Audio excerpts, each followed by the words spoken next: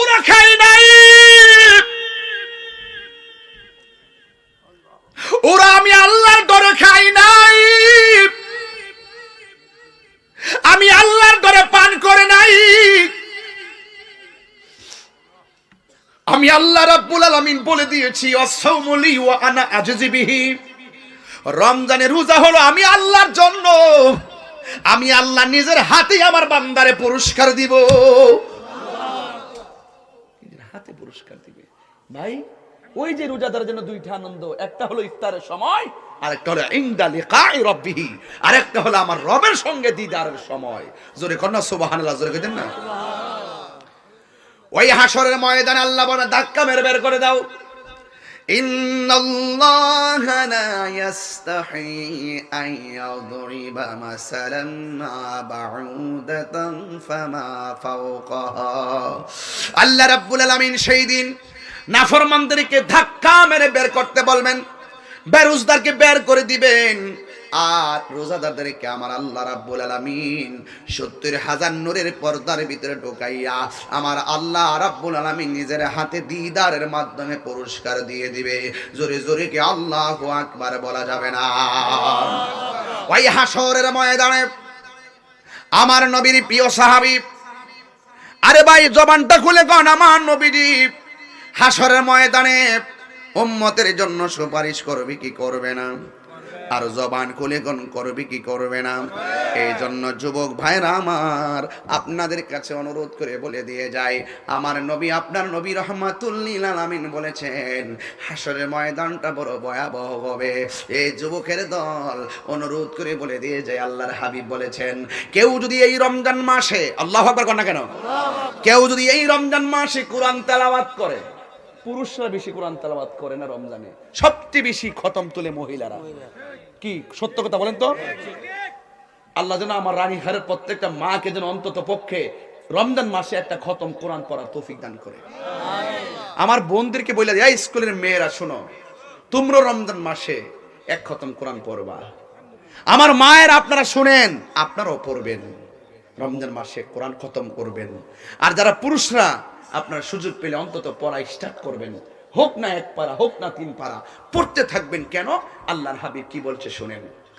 আল্লাহর হাবিব বলেছেন কেউ যদি রমজান মাসে কোরআন তেলাওয়াত করবে, হাসরের ময়দান যেদিন কায়েম হবে গো, ওই কঠিন মুসিবতের সময় মানুষ নাফসি নাফসি বলে চোখের পানি ফেলে কান্না করবে, নিজের ঘামে নিজেরা সাঁতারে কাটবে, তামা যুক্ত জমিনের মধ্যে দাঁড়ায় থাকবে, মাথা রাত বিঘাত উপরে সূর্য তাক, আল্লাহু আকবার কর না কেন, এমন একটা বিভীষিকাময় প্রান্তর, সবাই উলঙ্গ অবস্থায় উঠবে, একমাত্র আমার নবী জান্নাতের জামা পরে উঠবে। ওই রাহমাতুল লিল আলামিন বলেন যারা রমজান মাসে দুনিয়ার জমিনে কোরআন তেলাওয়াত করবে, এই কোরআনটা হাসরের ময়দানে জাহান্নামের দরজার সামনে দাঁড়ায়া যাবে, আর আল্লাহর ডাক দিয়া বলবে, আল্লাহ আমি জানি তোমার বান্দা অপরাধ করেছে, জাহান্নামের দিকে ধাবিত হচ্ছে, কিন্তু আমি কোরআন দাঁড়ায়া গেলাম, আমি কোরআনকে রমজান মাসের নাজিলের মাসে আমি কোরআনকে সে তেলাওয়াত করেছে, ও আল্লাহ মেহেরবানি করে আমি তেলাওয়াতকারীর জন্য তোমার কাছে সুপারিশ করতেছি, আল্লাহ তুমি আমার সুপারিশটারে গ্রহণ করে নাও। আল্লাহর হাবিব বলেন হাসরের ময়দানে কোরআনের সুপারিশের কারণে আমার আল্লাহ তেলাওয়াতকারীকে জান্নাতের টিকিট দিয়ে দিবে। তাইলে রমজান মাসে কোরআন নাজিল হয়েছে, এই কোরআন তেলাওয়াত করলে সওয়াব আছে না নাই? যুবক হাসরের ময়দান অনেক কঠিন, দুনিয়ার কোন মন্ত্রী মিনিস্টার এমপি মন্ত্রী ও সিডিসি কোনো কাজ হবে না, বক্তা তক্তা কাজ হবে না, ওই কঠিন ময়দানে আমার নবী রাহমাতুল লিল আলামিনের ক্ষমতা আছে না নাই? আল্লাহর হাবিব সাল্লাল্লাহু তাআলা আলাইহি ওয়াসাল্লাম কে নবীর প্রিয় সাহাবী হযরতে আনাস ইবনে মালিক রাদিয়াল্লাহু জিজ্ঞাসা করেন, ইয়া রাসূলুল্লাহ আইয়াশফা আলী ইয়াউমাল কিয়ামা, কিয়ামতের দিন আমার জন্য কি আপনি একটু সুপারিশ করবেন? আমার নবী বলে, হ্যাঁ আমি তোমাকে সুপারিশ করব। এবার সাহাবা বললেন, ইয়া রাসূলুল্লাহ, কুলতু ইয়া রাসূলুল্লাহ ফাইনা আতলুবুকা ইয়া রাসূলুল্লাহ, হাসরের ময়দানে আমি আপনাকে কোথায় পাবো? ক্বালা রাসূলুল্লাহ সাল্লাল্লাহু আলাইহি ওয়াসাল্লাম আউয়ালু মা তাতলুবুনি আলা সিরাতে, তুমি আমাকে হাসরের ময়দানে পুলসিরাতের গোড়ার মাঝে পাবে। পুলসিরাতের গোড়ার মধ্যে নবী থাকবে কেন? তার কারণটা কি? অন্য জায়গার কথা বললেন না, পুলসিরাতের কথা কেন বললেন? রাসূল তো জানে পুলসিরাত এমন একটা জায়গা যে এই রাস্তাটা জাহান্নামের উপরে বানানো হবে। কিসের উপরে? জাহান্নামের উপরে রাস্তা বানানো হবে। আল্লাহ বলে পার হও, সব রাস্তা দিয়ে রওনা দিবে। অনেকে মনে করে পার হয়ে যাইব, যেই মাত্র রওনা দিবে চুলের চাইতে চিকন, হীরার চাইতে ধারালো, ওই পুলসিরাতে পা কেটে কেটে নিচে জাহান্নামে পড়ে যাবে। এমন একটা কঠিন জায়গায় রাসূল দাঁড়ায়া থাকবেন। এই জায়গাটা খুব কঠিন একটা জায়গা।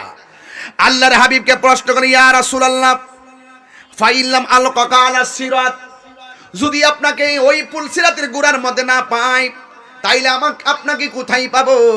আল্লাহর হাবিব সাল্লাল্লাহু আলাইহি সাল্লাম বলেন, ফাতলুবুনি ইনদাল মিজান, তুমি আমাকে মিজানের পাল্লার গোড়ার মধ্যে পাবে।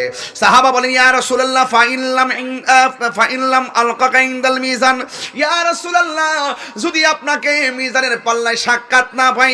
ক্বালা রাসূলুল্লাহ সাল্লাল্লাহু আলাইহি ওয়াসাল্লাম, আমার নবী আপনার নবী বলেন, ফাতলুবুনি ইনদাল হাউজ, তুমি আমাকে হাউজে কাউসারের গোড়ার মধ্যে পাবে।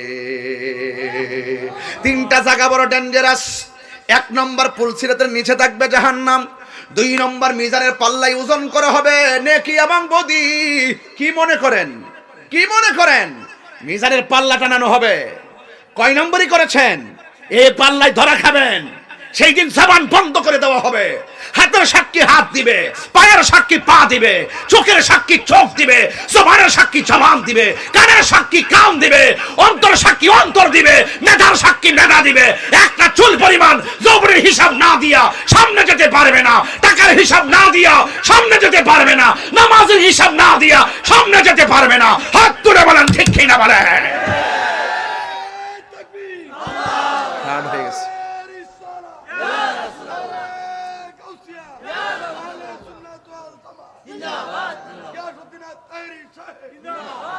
হিসাব দেওয়া লাগবো নি?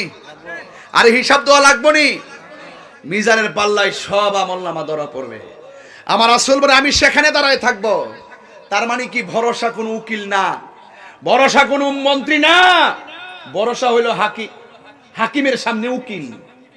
হাকিমে টানাইছে, উকিলের সুপারিশ করবে। একমাত্র উকিল উম্মতের পক্ষে। আর নবীর সামনে মুখ করার কি আর কেউ আছে? বিনা শর্তে আমার রাসূল পাকের দরখাস্ত কবুল হয়ে যাবে। আর বড় করে বলেন না সুবহানাল্লাহ, বলেন না। আল্লাহর হাবিব দাঁড়ায় থাকবেন মিজানের গোড়ায়। এরপর আরেকটা হলো হাউজে কাউসারের গোড়ায়। কারণ সেই দিন মানুষ তৃষ্ণার্ত হয়ে যাবে। এই জন্য যুবক ভাইয়েরা আমার, এখনো সময় আছে, রমজান মাসে রোজা রাখার দরকার আছে না নাই? যুবক ভাইয়েরা আমার, রমজানে রোজা রাখবেন রহমত, মাগফিরাত এবং নাজাত। সুবহানাল্লাহ। রমজানে রহমত, নাজাত এবং মাগফিরাত। এই যুবকের দল, এই রমজান মাসে যারা রোজা রাখবেন, কিছু কথা সামাজিক কথা বাইরে যায়, কথাটা কয় লাগবে। বহুত মুরব্বীরে জিগাইলে বাজান একটু ইতিকাফ করবেন। মুরব্বীকে আমার গরু আছে। এই মুরব্বীরা সত্যি কথা কোন তো বাবা, কিছু লোক আছে না এরকম, মানে মাইন্ড কষ্ট নিন না বাবা, একটা আছে কিনা বলেন? সবাই না, আছে কিনা বলেন না? হ্যাঁ আছে না? আমার গরু আছে, টেহা দিয়েও পাওয়া যায় না। অথচ ইতিকাফের ব্যাপারে রমজান মাস থেকে মাসালা বইলা যায়। ইতিকাফের ব্যাপারে আমার রাসূল বলছেন, যেই ব্যক্তি রমজানের শেষ 10 দিন ইতিকাফ করবে, তার আমলনামায় কাহাজ্জাতাইন ওয়া উমরাতাইন, তার আমলনামায় 2টা হজ আর 2টা উমরার সওয়াব দেওয়া হবে। আমার যুবক পোলাপান আজকে সাহস করে বলো সুবহানাল্লাহ। প্রয়োজনে তোমরা যাইবা, মোবাইল টোবাইল বন্ধ করে ইতিকাফের ভিতরে যাইতে চাও কি চাও না? যুবকরা যাইবেন, যাইয়া দেখবেন 10 দিন থাকলে দেখবেন আপনার ভিতরে আধ্যাত্মিকতা তৈরি হয়ে যাবে। ঠিক কিনা বলেন? আমারে কয় হুজুর গরু আছে, গরু বলে আছে। তখন আমি জিগেলাম, বাজান ও বাজান, 10 দিন আল্লাহর ঘর মসজিদে ইতিকাফ করবেন, আপনার গরু আছে বাজান? আপনার গরু আছে?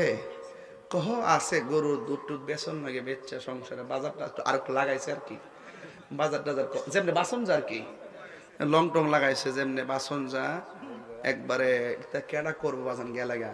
তখন আমি তাই জিগাই, বাজান মনে করেন কালকে মরে গেছেন গিয়া, আপনি কি মনে করেন আপনার লাগে গরুর হাড়া বন্ধ হয়ে যাবো গা? আপনি কি তা মনে করেন যে বাজারটা বন্ধ হয়ে যাবো গা? বউ তো 3 দিনে না কানবো, সর্বোচ্চ 20 দিন, 40 দিন, 4 মাস, এরপরে তো আরেকটা ভিডিও করবো, ইতা করতে কানতে হায়াত নাই গেছে গা, তোর জিন্দিগিটা এমনি চলবো। এই তো ফেস লাগাই দিছে। বুলার কত ট্যাবলেট যে আছে এই পৃথিবীর বন্ধন ছিন্ন করার, কত ট্যাবলেট যে আছে এই পৃথিবীর কেউ কারো না। আমি সংসারের দীর্ঘদিন সময় দিয়েছি, আমি সংসারে অনেক সময় দিয়েছি, এবার তুমি আমাকে হাসি মুখে বিদায় দাও।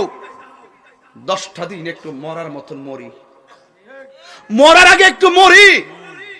কই যাইবেন? মসজিদে যাব।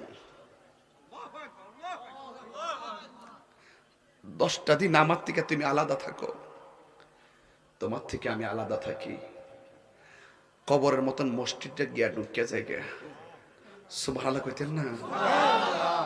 বাবা বাজান, বাজান 10টা দিনের জন্য অন্তত তোমাকে রাখাল রাখবেন, বাজার করে নিয়ে রাখবেন, কিন্তু এই সুযোগ সব সময় আসে না, এই সুযোগ সব সময় আসে না। এতেকাফটা করবেন, ঈদগাতে যাওয়ার আগে ফেতরাটা দিবেন। অনেকে ঈদগাহ থেকে আয়া 5 দিন, ঈদের পরও 5 দিন হলে তো বাংতি টিহা দেয়, 2 টিকা নোটটি দে। এগুলা করবেন না, এগুলো আমাদের মুদ্রা অভ্যাস হয়ে গেছে। ফুরান ফুরান টেহাডি ফইর বিডের দন মাথা গন্যা যা ইসলামিক ফাউন্ডেশন ধার্য করে এর থেকে 3 গুণ বাড়াইয়া দিবেন, যেন একটা কাফর ফইরা এই টেহাটা দিয়ে কাফর কিনা, যাতে সে আমাদের সাথে ঈদগার ময়দানে আনন্দের বাগ বসাইতে পারে। রাগ করতেছেন আমার কথা? হাসতে হাসতে পাপ করেন না। আল্লাহ রাসূল বলছেন, যেই ব্যক্তি ঈদের দিন কাউকে নতুন জামা কিনা দেয়, হোক সংখ্যায় একটা, আল্লাহ তাআলা তার জন্য জান্নাতে জামা রেডি রাখেন।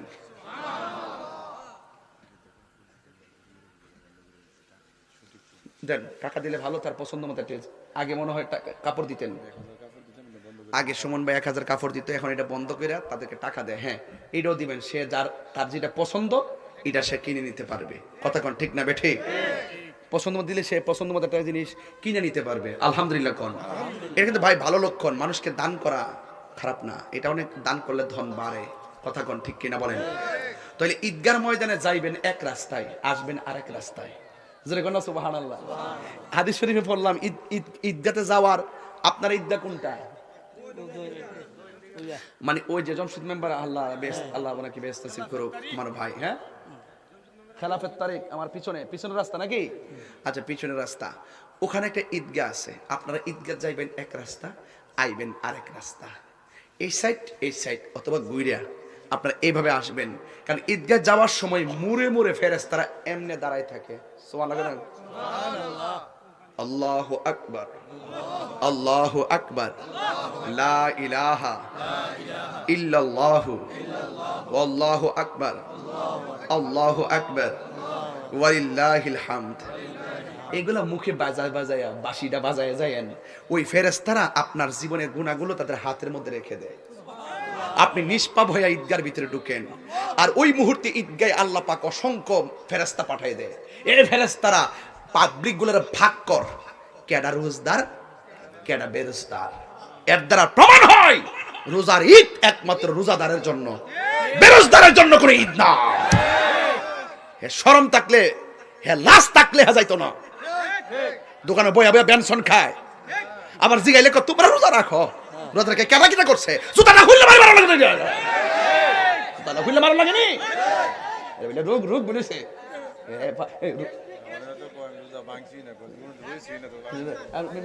খারাপ হয়ে যায়নি, স্পষ্ট দোকানে বইয়া বইয়া বিড়ি খা, স্পষ্ট দোকানে বইয়া বেনসন খায়, আবার কিছু কইলে উল্টা পাল্টা কথা কো। আবার এই লোকগুলা ঈদগার ময়দানে সেন্টো কিন্তু লাগে,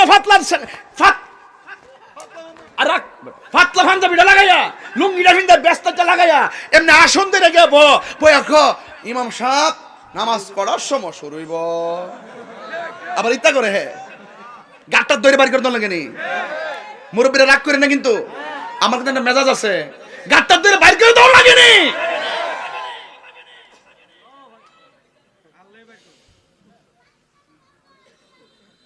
বাপ রোজা থাকলে না ফুলা রোজা থাকতো কোন? আপনি যদি একান্ত শারীরিক সমস্যা, আল্লাহ কি আপনারা মাফ করছে না? আল্লাহ কি সুযোগ দিছে না? যতদিন মধ্যে শরীরের রস আছে, যতদিন শরীরটা চালে জানে কুলা, রোজাটি রাখেন। এমন এক সময় আইব চেষ্টা করলে পারতেন না, তখন আল্লাহ আপনারা মাফ করবো। না পারলে কিতা করবেন? ওই মিসকিন টিসকিন খাওয়াই টাওয়াই দিয়া যে একটা মেনের সূত্র তো আল্লাহ দিছে। আর হ্যাঁ ফানের মতো শৈল, ফানের মতো শৈল, এই চামা 3 বেলা ভাত খাইব, আবার তন্তর যাইয়া হলুদ কাপড় দিয়া যে দরজাটি লাগাই রাখে না হোটেলেরটি, এটা ফাঁক করে গেছে সুরে ভিতরে ঢুকে এই ইচ্ছা মতে খা। এই বেটা ওয়াশটি ডিশে লাগাইস বাবা, ডিশে লাগাইস বাবা, আল্লাহ রাস্তা পাঠক ধরে ডিশে লাগাই দিস। এলাকা কইস আজকে ওয়াশ কামে লাগবো, বেরোজগার রাস্তা সাইজ করে দিব। কথা কোন ঠিক না বেটি? যদি জানে, যদি বাজার না করলে আল্লাহ আপনারা মাফ করবো। জানটা ততদিন সালে ততদিন বাজান আপনি রোজাটা রাখেন। কথা কোন ঠিক না বেটি? হে হলুদ পর্দাটা সরাইব, সরাইয়া সুন্দর কইরা যাইয়া ভিতরে ঢুকবো, ঢুকিয়া ইচ্ছা মতো 4-5 প্রকার আইটেম দিয়ে হে খাইবো। উপায় খাওয়ান না, ইচ্ছা মতো খাইবো। ওই দিন তো হের ফেটে গজব পরে, খাইতে খাইতে খাইতে গলা ফোন তো আইন না, লাস্টে টিস্যুটা হাতে লইয়া এমন ভাবে মুখটা মুছে কাওয়ার ঘরে কাওয়া মনে 1 মাস ধরে ভাত খানা।